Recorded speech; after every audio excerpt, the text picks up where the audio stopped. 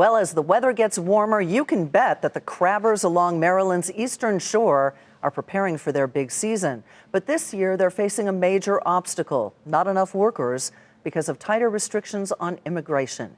Ylan Mui has our story.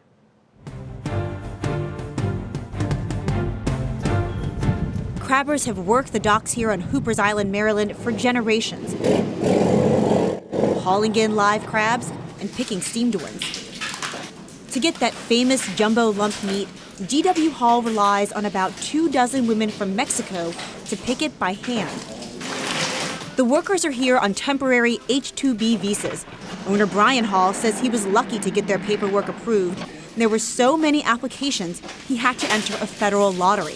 We got lucky. We got our visas, H-2Bs. Without them, we'd be out of business. We'd have to shut our doors. That's what happened just down the street at Russell Hall, where instead of cracking claws, all you can hear is the ticking of the clock. As you see, we have an empty picking room. Nobody here. Harry Phillips runs this seafood plant, but he's not sure for how much longer. This is the killer. We are starting a new building, knowing we were going to get our workers. We've always gotten them in the past, and right now, I could almost jump overboard because what am I going to do?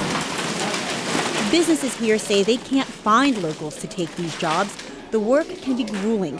The women protect their fingers with tape, and the positions only last a few months. But one of the country's biggest labor unions says that argument doesn't hold water. What you have is employers who need to get approval for the visas very early in the year, claiming in January, I can't find someone who wants to do this job in the summer. And then they bring in foreign workers, and then when Americans go to look for the job in the summer, it's, oh, well, I already have people, so you can't apply. But out on Hoopers Island, Aubrey Vincent has already invested more than $50,000 in new equipment for workers who may never show up. Everything pretty much in this area is on hold, including we've got a boiler over in this area that we had purchased in order to increase our capacity. Unfortunately, now we've also put a hold on this. The Department of Homeland Security says it does plan to increase the number of visas next month, but we don't know by how many. And the industry is worried it'll be too little, too late. For Nightly Business Report, I'm Ylan Mui at the seafood market in Washington.